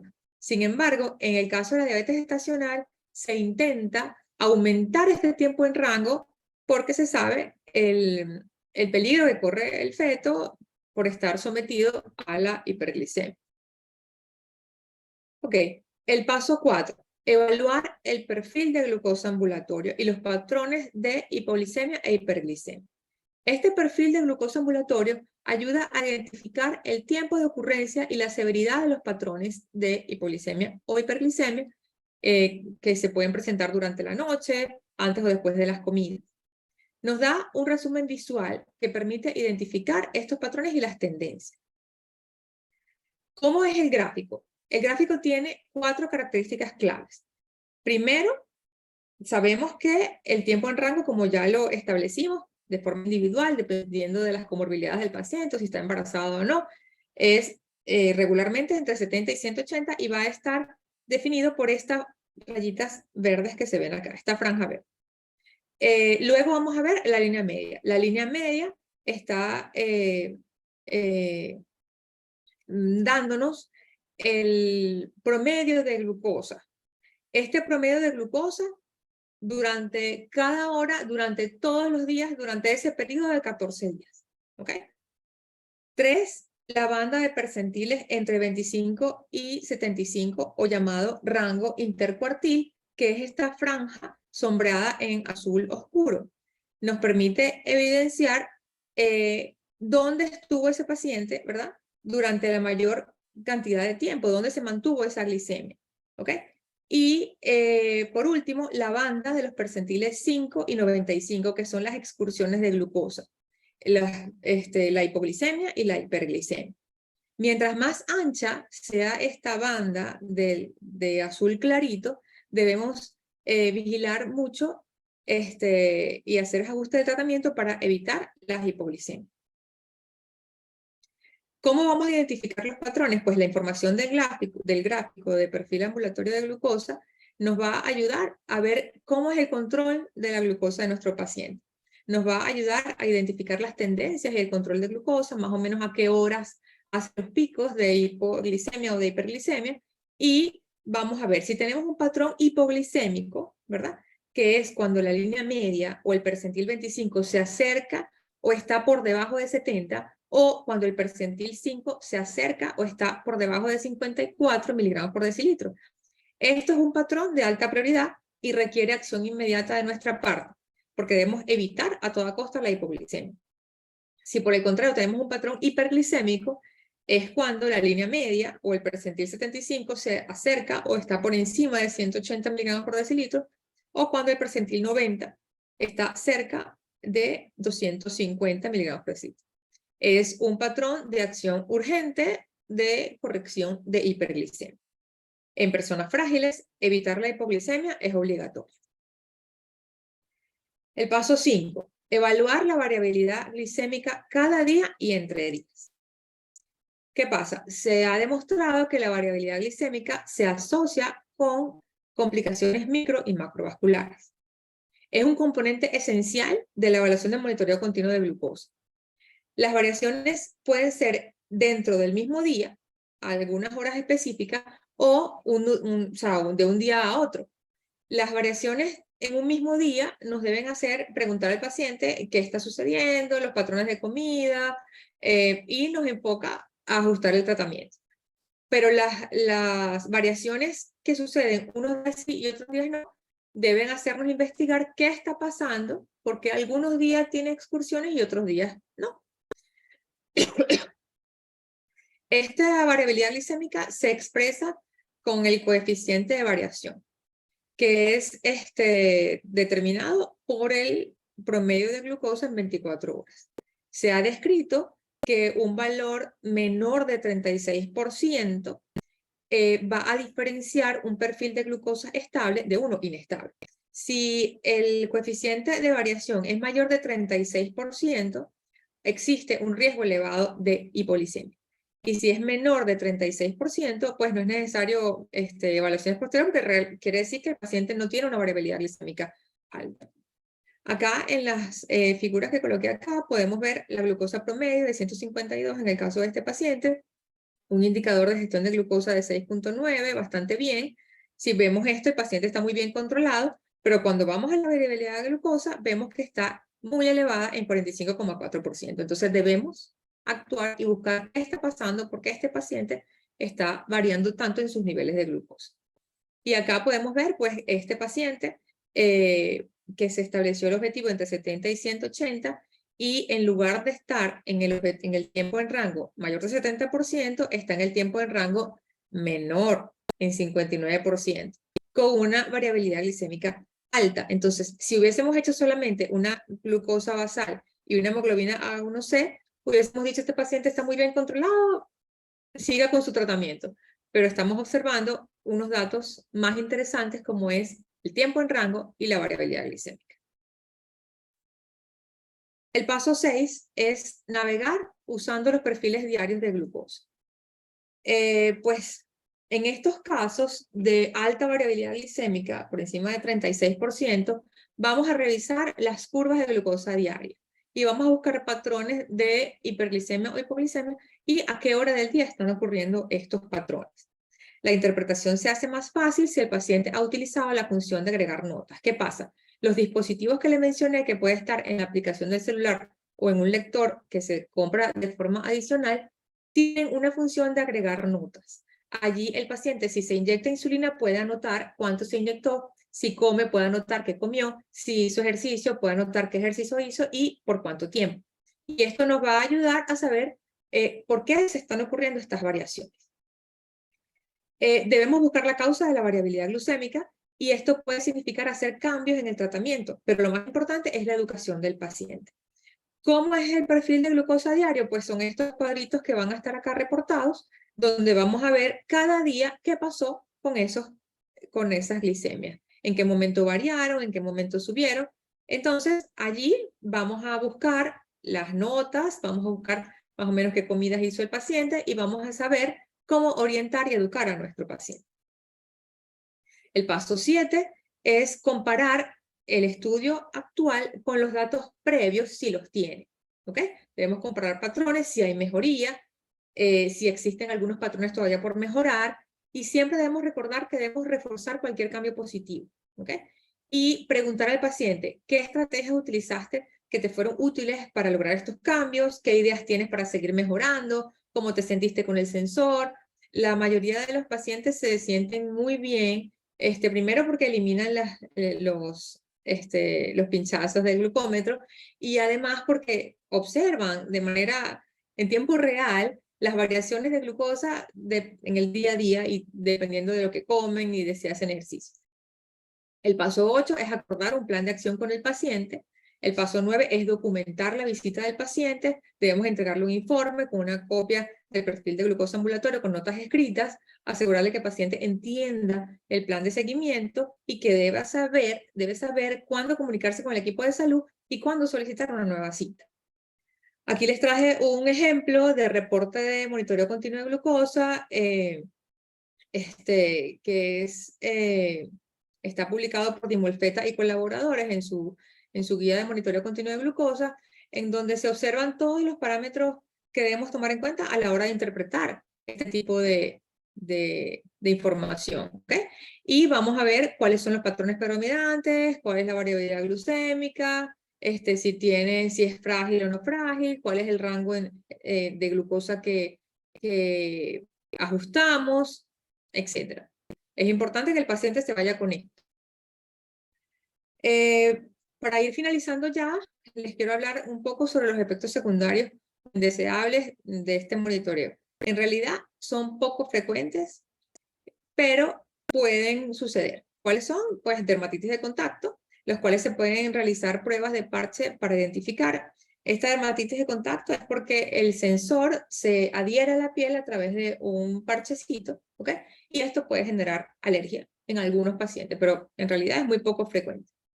Desprendimiento del sensor, por lo general se da por inadecuada elección del sitio de colocación, por excesiva transpiración o por permanencia prolongada en el agua. En conclusión, el monitoreo continuo de glucosa es un método nuevo, seguro, cómodo, confiable y eficaz para mejorar el control del paciente. Y puede ayudar a conocer las tendencias de glucosa a través de las flechas de tendencia, tener un mejor control de alimentación, ejercicio y medicamentos, tener más comodidad durante la noche, prevenir y manejar las hipoglicemias, tomar decisiones y permite agregar notas. Y otra cosa importantísima es que este sistema tiene alarmas. Es decir, si el paciente está haciendo alguna actividad y la alarma suena, quiere decir que hay una hipoglicemia o una hiperglicemia. Bueno, esto ha sido toda mi conferencia del día de hoy. Espero que haya sido de su agrado. Y bueno, le doy el paso a Mercedes para continuar con el simposio. Excelente, Liliana, excelente nuestros tres conferencistas del día de hoy. De verdad que orgullosa de este capítulo Guayana, y gracias también a la directiva de la Sociedad Venezolana de Endocrinología y Metabolismo, que nos ha mantenido activos con este tipo de actividades. De verdad que sí, muy provechosa para todos. No veo a Cindy si está conectada, porque tenemos algunas preguntas bien interesantes. Por favor, les voy a pedir a Liliana, Marcos, que activen sus micrófonos, porque vamos a empezar a hacer las preguntas. La doctora Marlene también. Pues el tiempo yo sé que lo tenemos muy poquito, muy cortico, pero vamos a intentar conversar por lo menos algunas preguntas. La doctora Cindy no la veo conectada. Por favor, Jorge, el audio para el doctor Marcos, la doctora Liliana y la doctora Marlene. Y para Cindy también. Bueno, mientras tenía de primer lugar las preguntas de Cindy, pero como no la veo conectada, Marlene, por favor, contáctala. Voy a entonces... Sí, está conectada, sí. Sí, Cindy, Sí, me... Sí, está conectada. Ah, disculpa, Cindy, no te activa tu cámara, por favor. Bueno, esperando por el internet para que se active. Ok, perfecto. Cindy, si nos escuchas, las primeras preguntas para ti, por favor. Nos decía una participante, para lograr las metas de glicemia en determinados casos, ¿cuál esquema de insulina sería el ideal? ¿Basal Bolo, Basal Plus y el tipo de insulina también a utilizar? ¿Qué esquema sería el adecuado? Es lo que pregunta esta participante. Si es un paciente que llega a mi consulta, yo iniciaría con un esquema basal bolos si el paciente considero que requiere insulina. ¿Qué pasa? Muchas veces cuando nosotros estamos conociendo un paciente, nos llega por primera vez, tal vez cuando realizamos nuestro primer esquema, en la medida que transcurren los siguientes días, pues de pronto requiere que se coloquen un poquito más de las dosis calculadas en cuanto sobre todo lo que es insulina rápida, y esto nos lleva, digamos que a modificar un poco el esquema. Pero yo soy más partidaria de hacer un esquema basal bolos porque me parece que es como lo más fisiológico. Igualmente, a veces cuando tenemos pacientes críticamente enfermos, pudiésemos ser un poco más flexibles en nuestros esquemas de insulina. ¿Qué es lo que tenemos que hacer?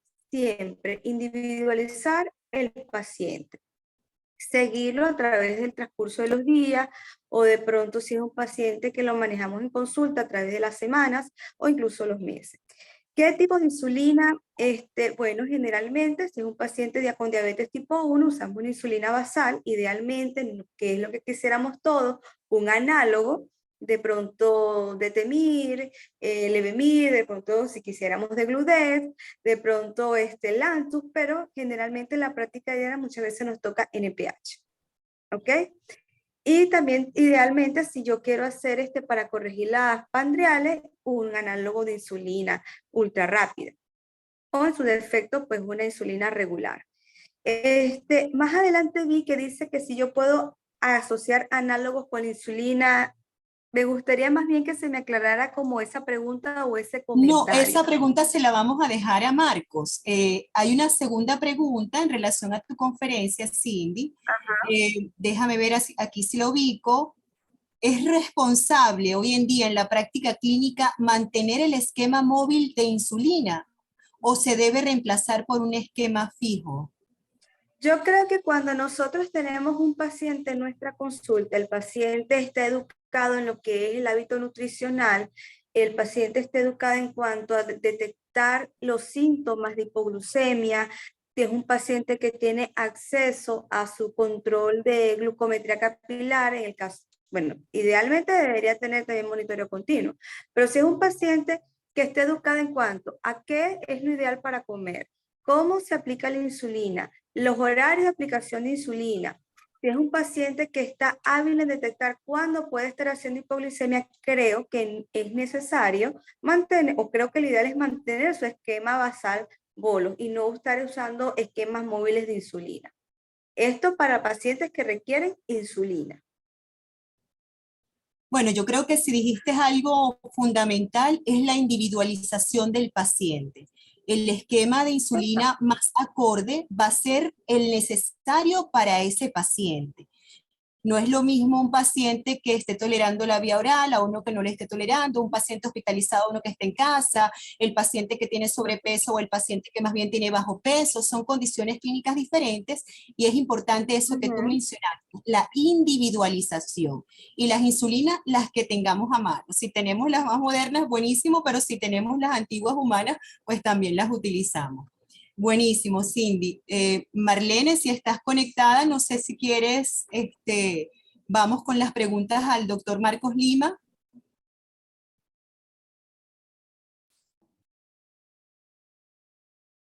Tienes el micrófono apagado, Marlene. El micrófono apagado. ¿Sigues con el micrófono apagado, Marlene? No, la doctora Marlene no tiene audio.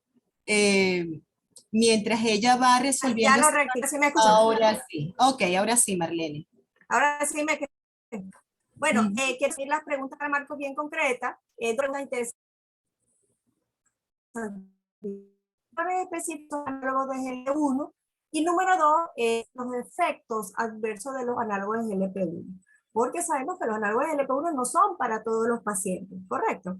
No podemos utilizar un medicamento para todo el mundo, sino que tienen indicaciones específicas. Y creo que son dos preguntas importantes. Ok, creo haber escuchado que la primera era indicaciones, ¿no? Los análogos de GLP-1. Bueno, con respecto a indicaciones de análogos de GLP-1, ¿cuáles son los pacientes que más Sí, Marco, las indicaciones. Okay. ¿Cuáles son los pacientes en donde podemos utilizar análogos de GLP-1? Pacientes diabéticos tipo 2 con obesidad, indudablemente vamos a tener beneficios. Pacientes diabéticos tipo 2 con enfermedad cardiovascular establecida o con enfermedad renal crónica, porque como pudimos observar en los ensayos clínicos, tiene evidencia de beneficio desde el punto de vista de cardioprotección y de nefroprotección. Tercer lugar, pacientes con obesidad como sin diabetes van a tener indudablemente beneficio. Cuarto lugar, pacientes como terapia de rescate, por ejemplo, pacientes que están en terapia dual con hipoglucemia anteoral, con metformina y con una sulfonilurea, por ejemplo, o con metformina y un inhibidor del cotransportador de glucosa tipo 2 y requieren no están todavía en metas y requieren un tercer fármaco, ese tercer fármaco puede ser perfectamente un análogo de GLP-1. Esos son principalmente los 4 pacientes que más se van a beneficiar. Pacientes que requieran control metabólico, pacientes con obesidad con o sin diabetes, como triple terapia en rescate de pacientes que no alcanzan metas con manejo dual y, por supuesto, en pacientes que se pueden utilizar también, respondiendo a una de las preguntas que vi por allí, se pueden usar en combinación con insulina. Lo que sí se ha descrito es que cuando tú combinas un análogo GLP-1 con insulina, puede disminuir el requerimiento de insulina. Es decir, es necesario reajustar la dosis de insulina. Y se puede usar en combinación perfectamente con metformina y también se puede usar en combinación, y se usa mucho de hecho, con inhibidores del cotransportador sodio glucosa tipo 2. De hecho, con respecto a la pregunta de si se pueden usar o no con insulina, ya hay en el mercado, en otros países se están desarrollando además nuevas formulaciones de combinaciones de insulina con análogos de GLP-1 directamente en el mismo lápiz. Entonces eso pues esperamos que dentro de poco lo podamos tener en nuestro país, porque indudablemente es una terapia muy fisiológica en este grupo de pacientes. En cuanto a contraindicaciones absolutas de los análogos de GLP-1, contraindicación absoluta, pacientes con antecedentes de pancreatitis no deberían de utilizarse, y pacientes también con antecedentes de cáncer medular de tiroides, importante. ¿Por qué? Para diferenciar un poquito eso. No se ha demostrado de manera objetiva todavía que el uso de análogos GLP-1 se asocie con mayor riesgo de cáncer medular de tiroides. Lo que sí se ha visto en modelos animales es que el uso de análogos GLP-1 produce una proliferación de las células parafoliculares o células C del tiroides. Entonces, por eso que se prefiere que en pacientes con antecedentes familiar o personal de cáncer medular de tiroides o de neoplasia endocrina múltiple tipo 2, que habitualmente se usa con cáncer medular de tiroides, y como hay mutación del protoncogen RET, también pueden tener feocromocitoma y tumor de paratiroides. En ese tipo de pacientes tampoco utilizar análogos de GLP-1. Yo colocaría, Marlene, otras 2 contraindicaciones que son bastante relativas, que lo he visto en mi experiencia clínica: paciente con enfermedad ulceropéptica o paciente con colecistitis o enfermedad vesicular reciente, tampoco utilizarlo, porque recordemos que principalmente pues los mayores efectos adversos asociados con el uso de análogos de GLP-1 son principalmente desde el punto de vista gastrointestinal. Entonces, este grupo de pacientes habitualmente tienden a ser intolerantes o tienden a expresar intolerancia al uso de estos fármacos, entonces de preferencia no utilizarlo en este grupo de pacientes. Marco, excelente tus respuestas, sí. pero quisiera que aclararas, hay otra pregunta que me llamó mucho la atención y por favor, para que la aclares. Nos preguntaban, el uso de análogos de GLP-1 en resistencia de insulina, ¿se podría indicar como regulador de la secreción de insulina? Aclarar esto del uso de análogos de GLP-1 en resistencia insulínica. Ok, fíjese, si el análogo GLP-1 no es como la metformina, que es un sensibilizante de insulina directo, como por ejemplo un agonista del PPAR gamma, como pioglitazona, rosiglitazona. O sea, ese no es, por así decirlo, su target, no es básicamente sensibilizante. Lo que pasa es que mejora la sensibilidad de la insulina porque el paciente, al perder peso, al reducir adiposidad, sobre todo adiposidad visceral, eso secundariamente mejora la sensibilidad de la insulina, con un efecto indirecto. Obviamente el análogo GLP-1 va a producir una mejor sensibilidad a la insulina, no porque sea un activador de la MPK, como si es la metformina, sino porque va a producir pérdida de peso y pérdida de adiposidad. Con respecto a secreción de insulina, sí, ya lo decíamos en la conferencia, el análogo GLP-1 al actuar sobre la célula beta va a producir un efecto realmente dual en el islote, va a producir efecto estimulante en secreción de insulina y efecto antagonista en la secreción de glucagón. De esa manera, logra algo que no logra ningún otro fármaco desde el punto de vista de manejo de la diabetes, que es que logra reducir la hiperglucagonemia que ocurre básicamente en pacientes diabéticos tipo 2. Por eso, hay algunos que han postulado estos fármacos, ojo, esto es una indicación off-label, también pudieran utilizarse en diabéticos tipo 1, porque el paciente diabético tipo 1, al no tener función de célula beta pancreática por el efecto de autoinmunidad, tienen un predominio del tono de células alfa, y eso por supuesto produce hiperglucagonemia, que es predominante y es la gran responsable en cierta medida de la variabilidad glucémica característica de los pacientes con diabetes tipo 1. Sin embargo, no está indicado para pacientes con diabetes tipo 1, solamente para pacientes diabéticos tipo 2. definitivamente un llamado al uso responsable de este tipo de medicamentos, porque hoy en día estamos viviendo y estamos viendo todos en las redes un uso indiscriminado de los mismos. Tiene que haber un uso responsable por el médico especialista que tiene conocimiento en esta área. Bueno, vamos entonces con la doctora Liliana. Mercedes, y una cosa, Ajá, adelante, ¿qué digo? Marle. importantísimo también que también para los pacientes que están en cetoacidosis diabética tampoco está indicado. Eso es una cuestión también importante que han preguntado también en algunos pacientes. En ese momento de una complicación aguda de un paciente tampoco se debe indicar ese tipo de medicamento. Es bien específico e individualizado para el paciente a quien se les va a colocar. Imagínate. Ok, perfecto. Muy bien, Marcos. Aquí hay una pregunta interesante para la doctora Liliana. Dicen por aquí, ¿estos dispositivos de monitoreo continuo son reutilizables? Y una segunda pregunta, ¿se pueden programar para un periodo de evaluación menor de 14 días? El audio para la doctora Liliana Vera, por favor. Vamos a esperar que le activen el audio a la doctora para que nos den su respuesta. Ok, listo. ¿Me repites la pregunta, Mercedes, por favor? ¿Cómo no? Mira, aquí dice, ¿estos dispositivos de monitoreo continuo son reutilizables? Y una segunda pregunta, ¿se pueden programar para un periodo de evaluación menor de 14 días? No. Primero, no son reutilizables. Es un sensor que es desechable. Se utiliza una sola vez y luego se descarta. De hecho, tiene una vida útil ya programada de 14 días y a los 14 días el mismo se desactiva. O sea, no hay manera de seguir utilizando y obviamente hay que retirarlo.